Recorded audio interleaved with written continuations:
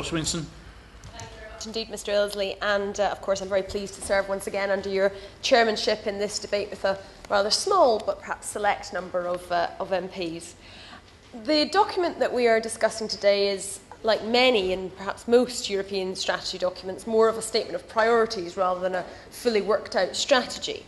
But some mention has already been made about its length at just 11 pages, and I have to say I welcome the fact that it is admirably brief. Given some of the documents we receive from Brussels, I think this is a step in the right direction, and indeed I'm a great believer in whether it's EU documents or documents that come out of this place. They are often, in my view, far too long, and brevity and clarity of purpose are not valued enough. So I think that in itself is welcome, and it is right that we have the opportunity to debate these priorities, although I think it's also important to know the mechanism at which the UK's position is communicated back. I'm presuming that happens through the Council of Ministers, but I think that the mechanism in which that happens is not necessarily always clear. I welcome earlier in the debate, Mr Ilsley, your ruling that this should not turn into a debate solely on the ratification of the Lisbon Treaty, because I have sat through various debates on Europe that sometimes end up feeling a little bit like Groundhog Day on that particular issue. I did imagine that it would come up, as quite rightly it is mentioned in the document, and is obviously an important unresolved issue for Europe, and whether that is resolved one way or the other will probably, I imagine, depend on the outcome of the second Irish referendum due to happen this autumn, as the other countries that have not yet ratified have indicated they are very much waiting on the second decision of the Irish people. And it may well be that the Irish say no, and in which case I think that will be a shame, but ultimately the Lisbon Treaty is a good treaty, but it is not an earth-shattering treaty, and in that circumstance then we will just have to make sure that we use the current structures and try to make them work better as they are currently formed. Obviously, I will certainly give way. To the Honourable Lady, I just wonder what her analysis of the treaty was, and whether she thinks it is fundamentally the same as the European Constitution, as the author of the European Constitution seemed to suggest. I think there's certainly a huge amounts of similarities between the two, but I think that in its very nature it is not a constitution. It is an amending treaty. It doesn't delete and rip up all of the previous treaties which a constitution would have done, and so I think that it is different from that point of view. Plus, obviously, there were some concessions which were negotiated by the UK government, and as such it doesn't represent a step change which would be requiring a referendum, though I do think it's time for the people of Britain to have their say on Europe. I think that people do discuss it, and the last time we had a referendum on Europe was decades ago. It was before I was even born, let alone able to vote in it. So most people in the country today have not had that opportunity, and I would welcome that debate, and I think that a better question to ask in terms of what people are actually discussing when they discuss Britain's future in Europe is whether we should be in Europe or whether we should not be in Europe. I will give way again. Extremely grateful. She's been very generous. I just wondered, we did discuss in passing earlier that the Labour Party had suffered its worst ever electoral result in the European elections. I wondered, it's surprisingly, given the collapse of the ruling party, that as an opposition party, the Liberal Democrats saw their vote fall, and I wondered if that was because she fears that it's because the British people felt betrayed, because a promise was made in the manifesto by the Liberal Democrats to support a referendum on the European Constitution, for which this Lisbon Treaty is practically the same, and the Liberal Democrats have failed to honour that promise and have come up with this political fix of some debate on in or out, which no one is currently asking for. Well, the honourable gentleman will know, of course, that the Liberal Democrats did actually make a gain in terms of MEPs in the East Midlands in the European elections, which obviously we were very pleased about. And in the East Midlands, we gained an MEP that we previously would have lost. And our vote did go down by about 1%. All the main parties saw their votes go down. All of the main parties saw their votes go down. That's partly, I believe, a function. I will certainly give way. Just a small little matter of fact, and that is the Conservative Party actually saw its share of the vote increase. just for the record. Obviously, the honourable gentleman will be very pleased to have corrected the record on that basis. But at European elections, where it is a proportional system, I will give way to the Minister. To get away with the fact that in the previous election, not the last ones, but the ones before, of course, when William Hague was the leader, the honourable member for Richmond, a right honourable member for Richmond was leader of the Conservative Party, they got 36% in the vote, and then they went on to a crashing defeat at the next general election. Well, these electoral statistics are all very interesting, but I think what is to be borne in mind about European elections are 2 points. First of all, it's an election which the voters know is under a proportional system, and so they know that it's not first past the post where there's less chance of smaller parties getting elected. And in fact, we saw smaller parties, and we do see, such as the Greens and UKIP winning seats, and indeed, sadly, the BNP as well. People do understand, and as we find out in Scotland, where we now have 4 different voting systems, people are very savvy about understanding which system they're using and therefore whether they support the main parties.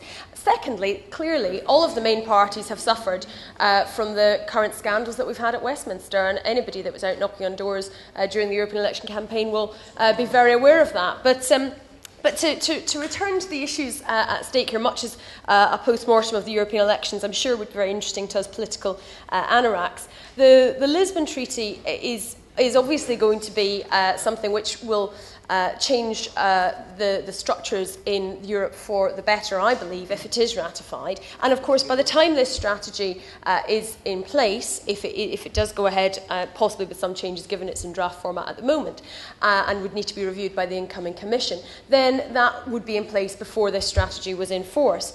But I think it is important, I'll give way to the gentleman in just a second, I think it is important that we turn away from the institutional navel-gazing that the EU has been, in my view, obsessed with over the past years, whether that's about the Constitution, whether it's about even amending treaties to do with the numbers of commissioners, to do with qualified majority voting and co-decision. I think, frankly, this discussion turns people off Europe, and when we're talking about a time when turnout was, as has been mentioned, very low in the European elections, and I think that is of great concern, there is a case to be made for the good things that Europe manages to do. The roaming charges was mentioned as something which will have this summer a very real impact on the everyday lives of our constituents. And I think that it's important that that case is made and that the discussion is had around those policy issues, and that Europe itself gets away from this institutional nonsense and just thinking about its own structures the whole time and getting on with delivering for the people of this country. I thank the Honourable Lady for giving way. I know she's a big enthusiast for the Lisbon Treaty, but could you tell me one action that the European Union or any of its member states have been prevented from doing in response to the global financial crisis because we have not yet ratified the Lisbon Treaty? Well, the honourable gentleman, I think, slightly misrepresents my position. I do think the Lisbon Treaty is a good treaty. I think it's good for Britain and good for the EU in terms of actually giving Britain a bigger say within the EU. And I would, I suppose, like to think that that would mean that Europe would be taking better decisions, but that might be too charitable to the government in assuming that more say for the UK would always mean that. But I've never said that it's absolutely earth-shattering for every aspect. Clearly, the EU has been able to take some actions. I happen to think that in some of the cases, in terms of the competition legislation, the EU doesn't actually manage to enforce its own rules enough, even under the current systems, because I think they're interpreted very differently by different countries in Europe, and I think that's a problem and a challenge that Europe actually has to deal with. So, Mr. Ilsley, I do hope to focus my contribution to today's debate on 3 parts of the strategy: the economic and social recovery, climate change and sustainable Europe, and Europe as a world partner. Clearly, as the intervention just mentioned, the EU cooperation is needed to bring an end to the recession and to mitigate the effects of that on our constituents who are concerned currently about whether they will lose their jobs, about the situation they're in terms of indebtedness and the general economic outlook for the country.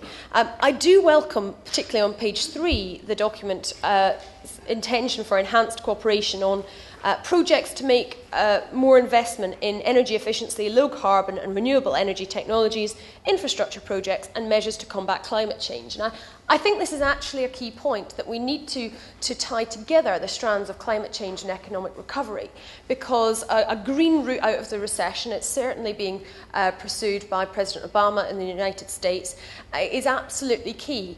We will need to rebuild our economy, but our new economy will need to look a little bit different from the economy we have had. We need to rely less on fossil fuels. We need to make sure that we cut our carbon. But rather than seeing these as dreadful costs to business and a threat, we need to see that as an opportunity for Britain to lead the way in new technologies and manage to export those to other countries. And we've seen, for example, in the area of wind turbines, Denmark has had a huge lead. And one rather wonders why, with the renewable resources at the UK's disposal, and I perhaps come from a part of the country that enjoys many of these weather events, whether it's wind or being near to the coast in terms of marine energy, why we have not managed so far to take more of a lead and reap the economic benefits of doing so. So I think that is absolutely vital, both in terms of tackling climate change, which I believe is the biggest threat that we're facing as a global community, but indeed also for creating jobs, because on the ground, in our constituencies, those are the things that people are concerned about. As I mentioned, I think I will certainly give way. We're not exactly short on time. I'm extremely grateful for her giving way, and she's right to highlight the importance of tackling climate change. She hasn't mentioned the lamentable failure of this government to produce much in the way of renewable energy, which is why I think it's only Malta and Luxembourg have a lower percentage of renewable energy than we do now. But my question to her is how she thinks we can both tackle that failure to invest in renewable energy and change our energy sources, while also working with people so we don't have what I have in my constituency, which is the whole of Holderness absolutely up in arms as wind farms are imposed from above despite the opposition of local people, local councillors, local parishes, local businesses, of everybody locally, and it feels as if it is being imposed from above with no voice for local democracy. And how do you think we can best balance those two priorities? The honourable gentleman raises a very important point, and I think on different issues than wind turbines in my constituency, there's currently a lot of controversies about planning issues and the lack of democracy, and that is very frustrating when a whole community is united in a particular objective and the rights and the views seem to be trampled over. But there is a balance to be had, because obviously, and I'm not accusing his constituents of this for 1 minute, but there can sometimes be a not in my backyard attitude that could mean that we would never have any of these renewable technologies anywhere. I personally think that there needs to be more incentive for communities in terms of the benefits that will then accrue. And I think where you've had projects where money and funds, and perhaps even on a profit-sharing basis of the renewable energies that are put in place, then the community can also see a real benefit. Much as, I mean, for example, if you go to Shetland, you'll see all the fabulous projects that are put in place by the oil industry. So I think where there's a community benefit, it can certainly help, but also to recognise that wind's not the only answer. And certainly if you look at things like offshore wind, then that is perhaps less likely to attract criticism. And indeed, many of the marine renewables are actually on the seabed, and so don't seem to have the same sort of impact on a landscape. And these need to be developed because, as an island with huge potential, whether that's in the 7 barrage proposals or in the Pentland Firth or elsewhere offshore, then we really need to be making sure that we are using these resources. But I think that there is a challenge also in terms of the technology transfer issue, because on page 4 of this document, it says that both the copyright and trademark systems should be modernised to make them responsive to the needs of business and consumers, which is one of those sort of statements that everybody will agree with. But there is a real challenge in getting the correct balance, because, for example, that we don't want patents on low-carbon technologies to become a barrier to transfer to developing countries where that technology is needed as their economies are developing. And we're saying to those countries, effectively, you can't develop on the same trajectory of carbon emissions that we did. It's only fair, therefore, for us to give assistance to enable them to develop low-carbon economies. But equally, if you have that kind of technology transfer, then there can be a barrier towards investment in new technologies, and it's important that that doesn't prevent those vital measures. So I think this is quite a difficult area to get right. The fund that the Prime Minister proposed in his recent speech of £60 billion to assist with this globally in terms of technology transfer to developing countries is certainly could be helpful. But a lot of the environmental groups have suggested that it doesn't go far enough, but at least it is a step in the right direction. The Honourable Member for Bournemouth West, I think, East, the Honourable Member for Bournemouth East mentioned carbon capture and storage. Now, I think I would agree with him certainly that there hasn't been nearly enough progress on this by the government because it is so vital, but I would perhaps disagree with him on whether it's feasible. And as a member of the Environmental Audit Select Committee, we've looked into CCS and come to the conclusion that although there is currently no commercially viable project on the scale that would be necessary, each element of the technology has been tried and tested, and I personally think it's a situation of having the right incentives in place. And if business gets a very clear signal that new coal-fired power stations will not be allowed if they do not include CCS, then I think that the investment will come, and I think that the government should have been bolder on doing so, because whether or not you can have the argument about Britain's cuts in carbon emissions and can we achieve that without CCS, maybe some would argue that nuclear could help to fill that gap. I'm not a fan of that myself, but you can have that debate in Britain. When it comes to other countries in the world, however, and with the Environmental Audit Committee we visited China and met with government officials and heard about the number of coal-fired power stations that they have been building and are continuing to build, it is absolutely, vitally, obviously clear that there is no way that we will, as a planet, achieve our objectives if we do not have CCS technology. And indeed, it will be important that that CCS technology can be retrofitted to existing power stations, rather than just having the technology which is pre rather than post. So I think that is actually very important indeed. We've obviously suffered a kind of financial crisis of confidence in the banking sector and with consumers up and down the country not really sure where to put their money, and what's been going on as everything has seemed to collapse. And I think that it is important that we look at the competition issues that have been raised by the nationalisation of or recapitalisation of the banks, and indeed the merger of Lloyds and HBOS, which the government has waived competition rules to allow. I think that there's a great danger here that we set ourselves up to repeat the same mistakes that we've already suffered from. And so I think that the enforcement of competition rules, which I mentioned earlier, which are referred to on pages 3 and 4, are important for aiding recovery. I think they're very important in aiding recovery. I mean, Lloyds, for example, now boasts on its website that it is over 50% of UK market share of social bank accounts. And Goldman Sachs says that they control 30% of the UK banking market overall. I really just can't see how in the long term this can be healthy. So I would say that going forward, really will be necessary to break up the banks, particularly when they are reprivatised back into the private sector. And in fact, this is essentially what Mervyn King was saying just very recently, where he effectively, to paraphrase, said if banks are too big to fail, then they are too big, because then we get into the situation where the government has to bail out the banks. So I think that lack of competition is a problem, and it's not good for customers either. So I will certainly give way. She will have noticed, as I did, that in the document it specifically mentions, in terms of competition enforcement, the area of post. And I wonder what she thinks the European Commission's view will be of the government's retreat in the face of their funders, the unions, who I think fund 80% of the Labour Party's whole income now, and indeed backbenchers, perhaps driven by those unions, into refusing to allow the modernisation and partial privatisation of the post office, which until last week apparently was absolutely necessary. Yes. Well, I think there's certainly some question marks over whether that decision is politically or commercially motivated. And as regards what the European Commission will say, and indeed what the government will say to them, I might leave that to the Minister to reply in his summing up. Moving on to the climate change issues, I actually think that this is an area of real success for Europe. And we should not be afraid of praising the success that's been made so far in climate change.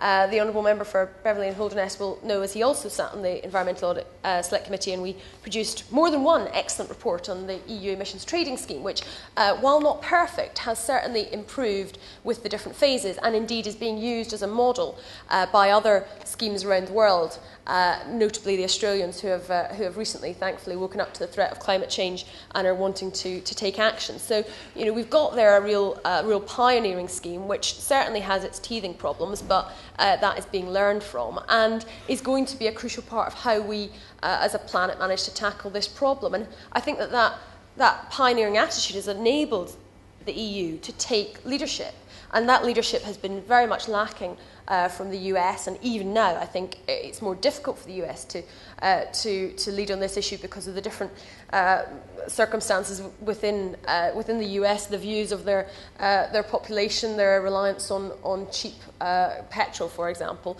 But the EU has got this real opportunity, and indeed whether you look at the regulations on lower carbon vehicles, which has helped the EU cars to be far ahead of certainly the US counterparts, and indeed the Tata Nano, which they're launching in India, they're hoping to also launch a similar one in Europe, but before doing so they have realised they will have to make it much, much better in terms of carbon emissions. So we will even be, in order for them to access the European market, those regulations will be encouraging manufacturers from elsewhere in the world to improve their carbon standards. If you look at an area like landfill tax, for example, this has led to a huge increase in doorstep recycling around the UK, and I think that it's just one of the issues where very often the government might be tempted to take the credit for improved recycling facilities, but I think it's also important that the EU deserves some of the credit because I think that directive has certainly had an important role to play, and I think that too often governments can take the credit for good things that the EU does and leave the bad things or the less popular things to be the blame to lie with Europe, and that does nothing to push forward the cause for working together with our European counterparts. To touch briefly on the common agricultural policy, because certainly in terms of sustainability, reform of this is important, and the strategy notes that in 2010 it will be the first full year of full implementation of the health check of the CAP, which is a good and welcome step forward, because the subsidies being coupled with what farmers produced, as we all know, led to huge sort of food mountains and wine lakes and excesses, which were not helpful to our environment, nor indeed ultimately to trade with the rest of the world, and has caused huge problems with developing countries. So I think that kind of protectionism needs to be challenged. It is being challenged. It's not far enough yet, and having long argued for reform, it's good to see progress, but it's important that pressure is kept up to make sure that continues. I do have a question for the Minister, which he may be able to respond to, about the money that the cuts in aid will free up, as it were, because the DEFRA summary says that there's something like €479 million across Europe that will be freed up in terms of aid cuts, and that can be used to invest in renewable energy and climate change measures, biodiversity and so on. And it would be interesting to know what that corresponding figure is for the UK and how the government intends to use those funds. I will give way. I thank the Honourable Lady for giving way. Would she agree with me that there can be no justification whatsoever to spending over €1 billion per year on subsidising tobacco production in the European Union, much of which is of such low quality it has to be exported to the third world?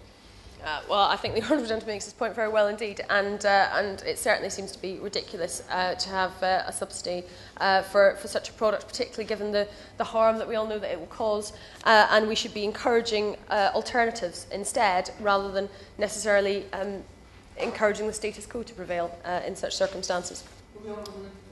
I will give way. I just wanted she sounds, to my mind, a little insufficiently angry about the impact of the common agricultural policy, not only in terms of what its impact is on consumers across Europe, but more importantly, the fact that it has been a fundamental blockage to the Doha trade round. That has meant the inhibition of trade with the third world and developing countries, and I would suggest has led to the deaths of many people in developing countries, not just from the obscene subsidy of tobacco, but because of its blockage of access to our markets, and that she should be more righteously angry and opposed to the current failures to reform it. Well, the Honourable Gentleman asked to intervene and then criticises me for taking his intervention. He anticipates my comments when I come on to Europe as a world partner, when I certainly will make comment on that particular issue. And he does rightly raise the huge problems that the CAP causes. I think it is important to note that some progress is underway, and that should be welcomed. But it is absolutely unacceptable. And sadly, when it comes to the worst of the protectionism, the outlook is not necessarily optimistic for getting rid of it. Certainly the French in particular seem to be a particular stumbling block, even though actually the UK government, I know, has, on this particular issue, taken a very positive line and tried to push that very strongly within the EU. Ultimately, getting agreement from some other countries is not always easy. I wanted to turn under the climate change heading to a subject that I've been campaigning on particularly, as you will be aware, Mr Ilsley, as you also have a great interest in packaging. And I've been very keen to campaign against excessive packaging. Now, I noticed that the section on climate change and sustainable Europe doesn't mention the issue of waste, which I think is a bit of an omission, to be honest. And there's a particular directive, a European directive, the Directive on Packaging and Packaging Waste, which is snappily titled 94/62/EC.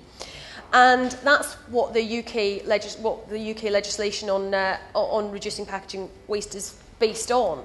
And the Minister for Climate Change has accepted and conceded in Hansard back in April 2008 that the essential requirements, which is what the directive is, do not work. And she said that they must be reformed at an EU level. Now, I've been pursuing this issue and found out that a review of these regulations was announced in September 2007. In December 2008, it had still not started. And the Article 21 committee said that it would be expected to take between 9 and 10 months. So that would hopefully mean that it might finally be ready in the autumn, and hopefully they will recommend some strengthening of the essential requirements regulation. But I would just sort of put to the Minister that this is perhaps just an example of the EU when it's not at its best, you know, announcing a review and then it being more than 2 years later when any results are possible. And sometimes I think European business moves at a snail's pace, and so a bit more proactivity and dynamism would be very welcome indeed. But I think this is something which I will be certainly keen to see the result of the review, and may well look for opportunities to raise with the Minister or his colleagues in DEFRA questions as that proceeds. The Minister mentioned the Copenhagen talks and negotiations in December, and I would totally agree that this is absolutely vital for us tackling the problem of climate change, and it is essential that the EU takes a leading role, as it's already tried to do. But I hope that as well as working through the EU, and I know that this is one of the FCO's 4 objectives currently, and it's, I think, very welcome that explicit diplomacy on climate change is written into the FCO objectives, so that it's not just something which is hived off to the Department of Energy and Climate Change or the Environment Department, but this diplomacy around the world is absolutely vital, because there are many countries out there where either there is not the same acceptance or understanding or belief in the scientific evidence, or indeed many countries where it's not such a priority because, bluntly, developing countries are dealing with a whole host of other issues, whereas we know in the long term, if climate change continues on the current trajectory, that the perils of this will be felt most strongly in developing countries, and so it is vital that we do try all we can as a world community to mitigate it. But I would also say that adaptation should not be forgotten, because we have already had, I think, a 0.6 degree rise in temperature. The scientists predict that we will have at least a 2 degree rise in temperature, even if we manage to curb emissions very rigorously now. And that will not be 2 degrees across the planet. It will be higher in some areas and lower in some areas. And so there will be an absolute need for adaptation measures. We can see, even just with a few days of hot weather here in the UK, the disruptive effect that can have. Similarly, when there is flooding here, and in other countries, the effects will be so much worse. So adaptation also should be remembered. Turning to Europe as a world partner, and indeed the very issue which was raised in an intervention, on page 7 I was very intrigued to read that the Commission will also pay particular attention to preventing and addressing unfair trade distorting actions and protectionism in third countries, which I just read and found hugely ironic, to be honest, because, as was mentioned, the CAP, particularly as it has been, but even continuing, just epitomises these unfair trade distorting actions and protectionism, which the Commission is now saying it is against. So I hope these words can be used to encourage our European partners to move further along the route of getting rid of protectionism. This is absolutely vital, and in fact the first debate I ever won as an adjournment debate in Westminster Hall, Mr Ilsley, was on trade with developing countries, and it was in the months after the Make Poverty History march and campaigning, and it was something which affected, the